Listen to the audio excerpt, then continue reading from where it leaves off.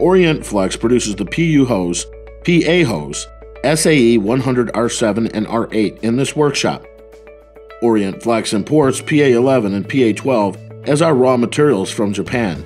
These materials are highly resistant to high and low temperature and corrosion, etc. The Malifer brand extruder is imported from Switzerland.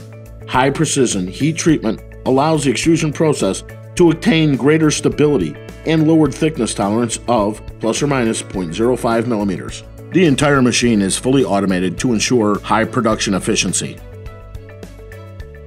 The high-speed braiding machine is used for making polyester yarn or steel wire reinforcement of hoses.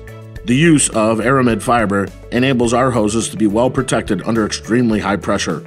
Maximum burst pressure can reach 200 MPa. Orient Flex is able to produce PU or PA coil hose for auto brake or air tools, and assembly hoses are available. Orient Flex inspects each hose before shipment to ensure high quality.